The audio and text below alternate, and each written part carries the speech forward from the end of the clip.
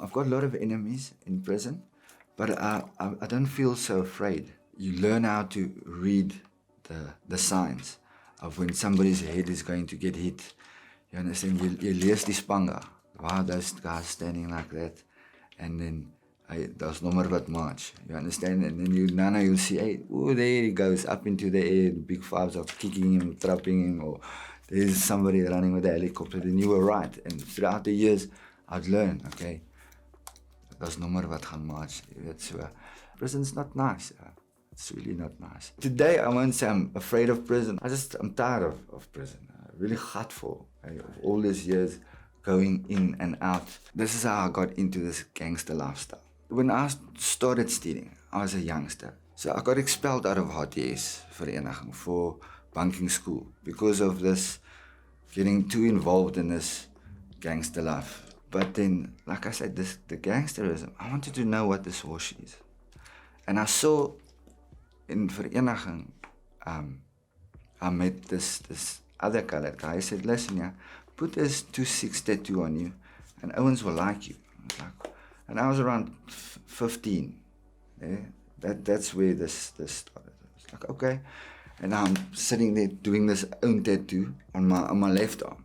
I met Kachinja. This was a friend of mine. You remember Kachinja? And he's like, hey man, let's fight to Stelo. Like, Stelo, it's another Kasi in Meyerton. That morning when I woke up, I'm sleeping in a corner. I'm just checking, little light is busy smoking Zol. It's like, what the fuck? Do you know how you got there? No, we were gerook and we drank and, I woke up. So I only managed to go home about 3 or 4 months later. Because Kasi swallowed me. I saw a lot of things. I mean, we went to a tavern and we drank, and yes, a fight would just break out. Yeah, now that's where the shit started. We ran away from that tavern, we went to another tavern. Now I've got this 26 tattoo on me, and I see another guy walking past us, and he's got a 26 tattoo. So I'm like, hey, dude, check here, I've got the same tattoo as you.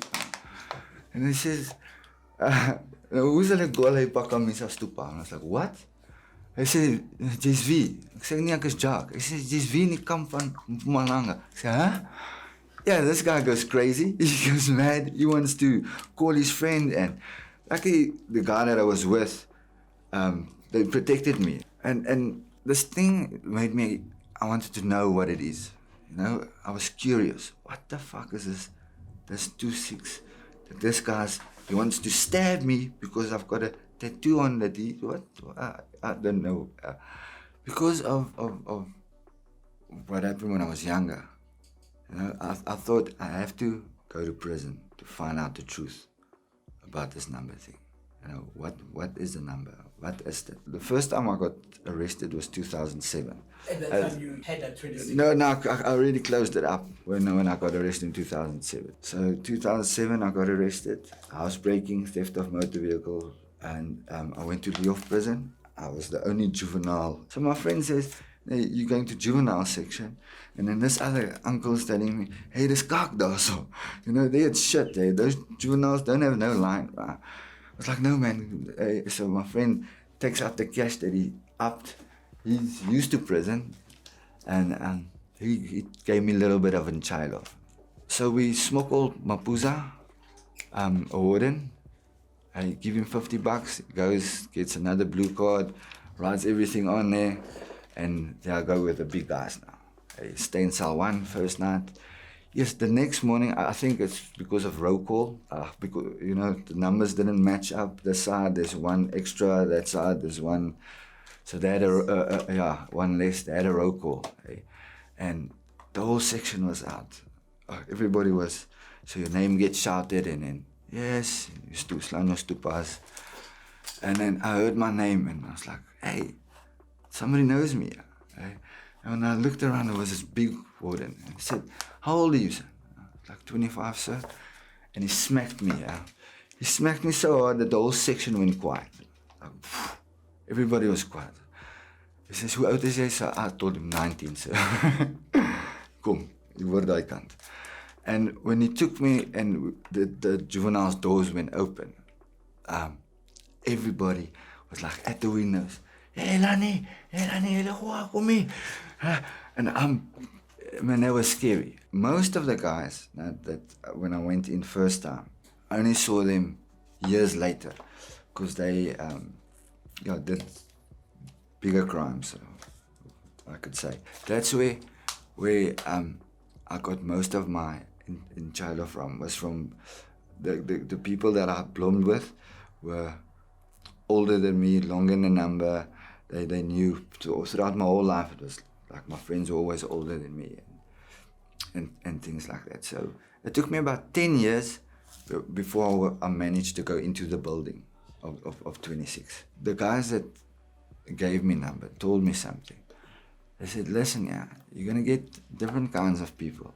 Don't let them skabang you and tell them you have to do this to go in. You understand? That's why when my friend said that om 'n wit lyn te werk is better, you understand, because it's more powerful. You can go further in life. In Eastern Cape, West Bank prison. Yeah, there I was the only white guy in in 4 trial sections. You understand? And those are people that like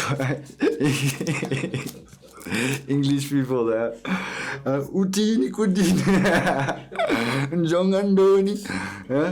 Like, yes. And there is no other camps. In there's 6, 7, and 8. 6, 7, 8. You don't hear about big fives. I even asked later, where's the rough 4s and rough 3s and big 5s? And what are you talking about? Right? There I learned that the numbers system, if I can call it that, is put into prison to discipline people. You understand?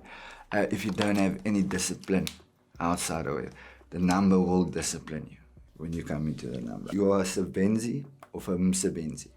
You understand? So you learn the hard way. You learn through people taking you for a pop, paying things, and you understand what I'm saying? I know how to up. And it's not nice, but it's a survival thing that you learn, especially if you don't get visit. Or like my first time I had to up was my grand bought me a phone smuggled it in the butter. I got it on the Tuesday. The Wednesday morning somebody pimped us. So we got another phone. I said, bring me another phone, please. And my grandmother went out of her way. She got another phone, smuggled it in again. And they said, listen here, you have to up it. I was like, what? Yeah. And that's how it happened. I wrapped it up. And you won't believe it. In all these years I've been going in and out. That's how I've had a lacquer life. But it wasn't lacquer because I had to stuff shit up my ass. It's an outlet. It's not an inlet. Right? Balls of Zol, somebody's phone. And a person does that because you're desperate. And you don't even get paid a lot. It was like 100 rand. For that 100 rands, you'll be kissing that phone for how long? No, from court to in prison. I lived my life on the edge, but it didn't pay off because I don't have anything. Only now I've started to build up something. So I'm hoping to get a job. I'd prefer to work just work from 7 to 7, something like that. Go home, I'm cock tired, and make my food and go to bed, and tomorrow again. At least give me 1 day off in a month. Yeah, stay away from trouble, because when I work, I know I'm a hard worker. I've also messed up everywhere. You understand? Been given opportunities. That's why I said now 15 years. It didn't take me that long. From 2017 till from 2016 till this year. That's how long it took me to get an opportunity again in people's lives. I want to make right, and I don't know how. You understand? That's because, say you've hurt someone, right? Or I've hurt a lot of people, right? And they don't know it's you, and you want to apologize. Right? Should you apologize if they don't know? Because now they know, and now you hurt them more. You know what I'm saying? You see, I've been arrested so many times. 2010 I skipped, because 2010 I did a gap year at Maranaman Adventure Academy in Oranieville. It was the best time of my life. I learned how to be a accredited facilitator on the high ropes, low ropes, safety checks. You know, we did team building, things like that, leadership identification. That was the best. So now I'm working on breaking the cycle. So far it's going good. The longest I was out last time was 14 months. I'm choosing to be content with not having any money, you understand. Okay, I am building, started with this wood thing now, and I managed to sell a cupboard. That's this small cupboard that this lady gave me, and I just sanded it off and put some varnish on, and another lady bought it for 200 rand. I mostly stole to support my habit. Drugs is a root to a lot of evil. This crime lifestyle, it's exciting, but it's not worth it, because you lose your family, you lose your time.